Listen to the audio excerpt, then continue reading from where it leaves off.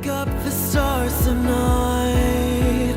We'll be burning on and on, building a brighter light where no one knows, a place untold. Give me a hand tonight, and everything will be alright. We'll run away into the fields of gold where dreams are grown.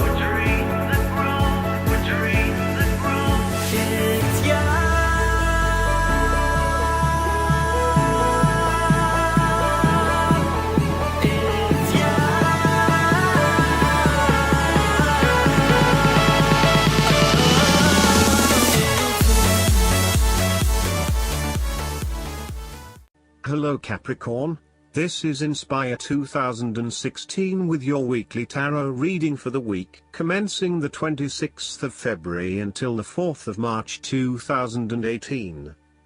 The first card for you is representing, how do you feel about yourself? Your card is the Ten of Swords. You may feel powerless as something comes to a crashing and sudden end, and you feel as if you are being attacked or backstabbed by someone else. You may even use this challenging time to portray yourself as a martyr, to show that you have put your interests last but have suffered as a result. There is a difficult experience of endings, loss, pain or release. However, the saving grace is that you have a new awareness and a positive sense of relief that the difficulty and pain will soon be over and will evolve into something new. As with all endings, there will be a new beginning, a rebirth, and a rejuvenation of the spirit. So, while this card may seem negative at first glance, it is a card of help and an indication that your troubles will not be permanent. Furthermore, this is the final moment, and no more pain will come to you from that source. It is darkest before the dawn, and as gloomy as it looks, the sun will rise again. It can only get better from here. The Ten of Swords is about letting go and accepting your current circumstances. You no longer resist change but allow it to happen, even if it causes some initial pain and hurt to you. You accept that there must be change in order to facilitate renewal, and you allow it to occur rather than fighting it. After a painful situation, it is a signal to pick yourself up off the ground and to reflect upon what happened to you and why, and what you can learn from the experience. The Ten of Swords is a sign that the pain and hurt you have endured has not gone without purpose. The positive power within you can be used to learn from your pain and draw wisdom from defeat. The second card for you is representing, what do you want most right now? Your card is the Queen of Cups. What do you want most right now is to empathize with others and to show true compassion. Focus on the emotional well-being of others rather than relying on rational or logical explanation. You are here to support and to teach others, by drawing upon your own intuition and sense of calm and emotional connectedness. Learn how those in need cope with life's challenges and share your knowledge. Hug someone you care about. The Queen of Cups can manifest as a person in your life or as a part of yourself.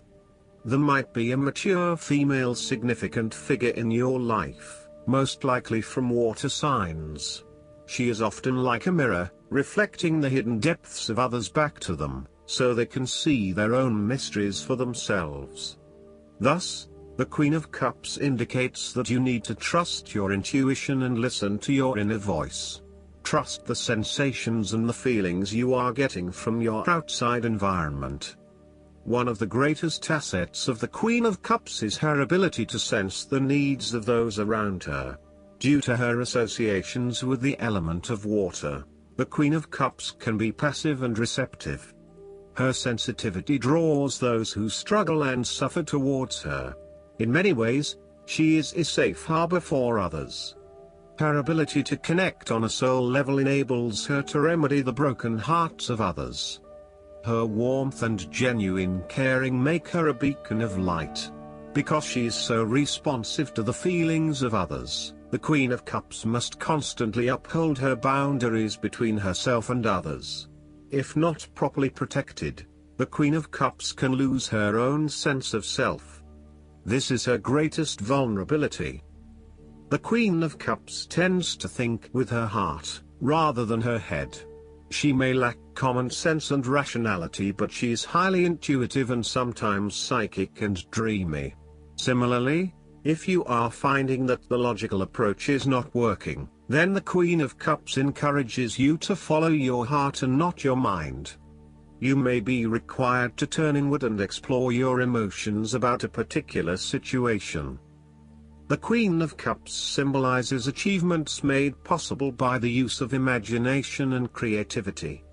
This is a woman who is highly imaginative and artistically gifted, affectionate and romantic in outlook.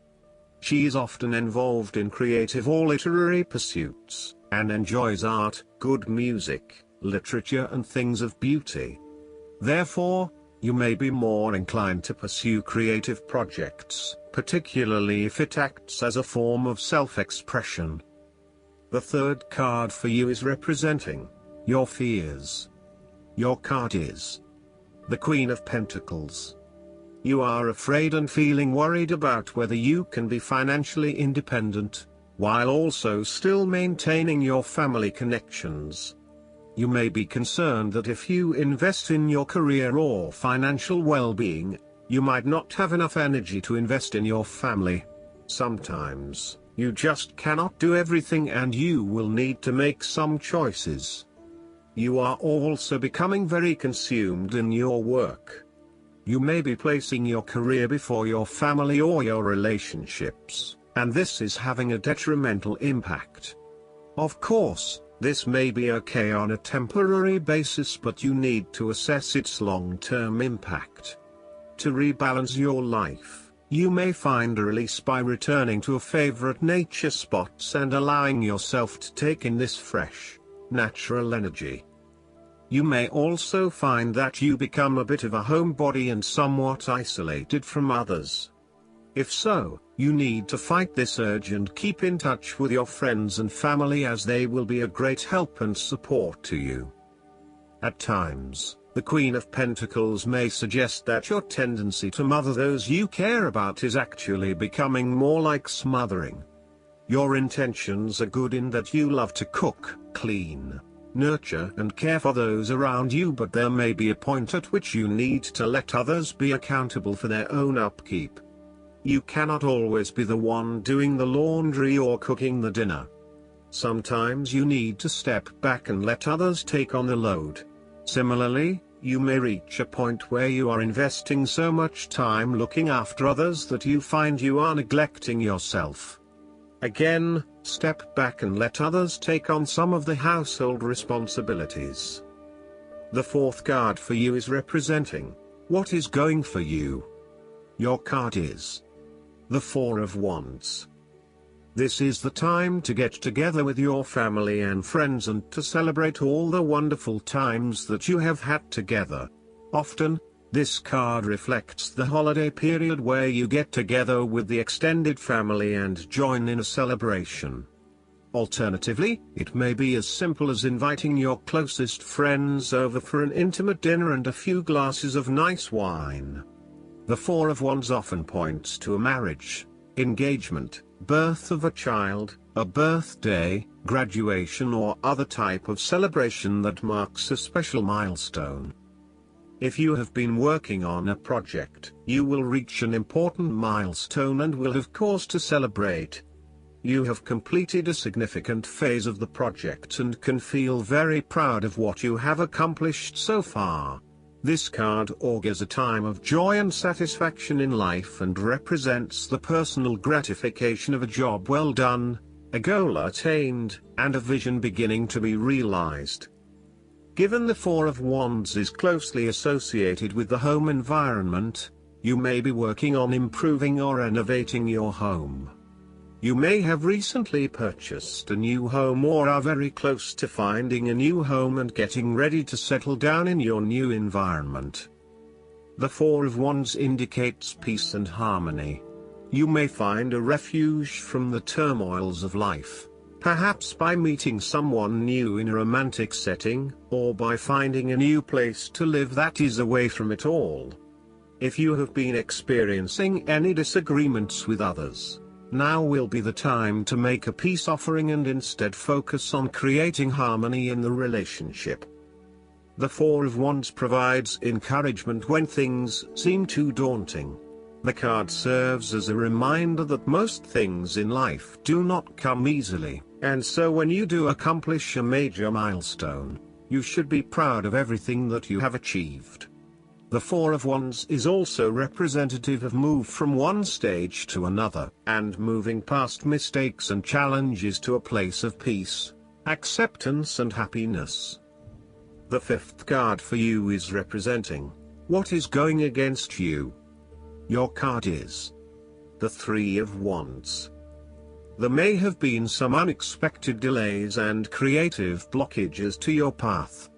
There is disappointment and frustration, and a general feeling that you may have just wasted your time by even starting on this journey. What you may not realize, however, is that these setbacks are in fact an important part of your bigger life journey and will have contributed to your personal development anyway. You may also be struggling to put your plans into action, and you are now feeling worried that you have gotten in over your head and tasks appear overwhelming. You may have had a lack of foresight and were unable to detect the challenges as they arose, or you may have been unrealistic about the risks associated with your plans. Break down your plans into smaller tasks to make them more manageable and more realistic. Conduct a risk assessment ahead of time to understand what challenges you may potentially face, and then create mitigation plans to avoid or minimize those risks. This card may also indicate a lack of cooperation, wasted efforts, delays, or bad luck or obstacles from outside in commercial ventures. You may be dealing with a business partner or another business that is only out for their own material gain, and as such, you are at risk of being betrayed in your business pursuits. You may also find that there are shipping delays or product manufacturing delays, particularly if you rely on an overseas source as part of your business. You know that you need to be open to receiving help, but you are also concerned about others exploiting you for their own gain. In a relationship reading, the Three of Wands can indicate that there is a fundamental issue of not being able to pursue your longer-term goals together. Your partner may want to travel or to expand their horizons by moving interstate or internationally, but you may be reluctant to do so, putting an obstacle in your partner's course. This is becoming a major issue for the relationship.